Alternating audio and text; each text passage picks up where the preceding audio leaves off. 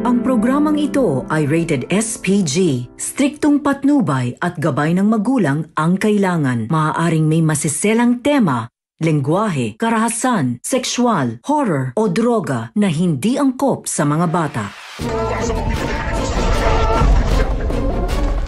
Dahil nga sa pagkatanggal ni Rigor sa serbisyo ay isisisi na naman ito dito kay Marites lahat dahil sasabihin nito dito na sobrang pinagsisisihan daw nito na binigay nito kay Tanggol ang pangalan niya at mas pinagsisisihan pa daw nito ay yung tinanggap niya itong si Marites.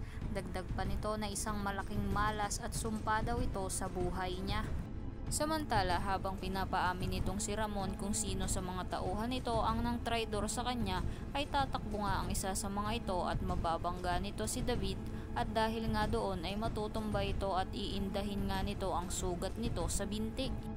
Agad namang mapapansin iyon ni Ramon at maaalala nito na nasugatan ng gunman na nagtangka sa buhay nito.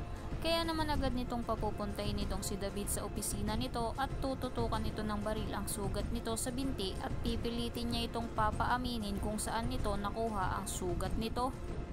Sa kabilang banda, bago nga lumusob itong sila Primo sa sinabing lugar ni Agustus, ay isa-isa naman itong pinasalamatan ng mga kasamahan niya dahil kahit nagkahiwalay daw sila ni Lucio ay nanatili pa din daw ang mga ito sa kanya. At sa pag-alis nga nila ay mapapahinto itong si Primo saglit nang makita nito ang poon ng Nazareno. At dito nga ay hihingi ito ng gabay para sa laban nila sa gabing iyon. Samantala, papunta na din ang grupo nila Tanggol at Divina sa lugar kung saan nila makakatransaksyon itong Mamba Cartel. At nang makarating nga ang mga ito sa lugar ay agad namang pupwesto itong sila Tanggol para abangan ang pagdating ng Mamba Cartel. Ang hindi nila alam ay pinaghanda na rin ni General Pacheco ang mga kapulisan nito para sa malaking transaksyon na magaganap sa pagitan ng grupo nila Tanggol at Mamba Cartel. Sa pagdating nga ng Mamba Cartel ay dadating na din doon ang grupo nitong si Primo.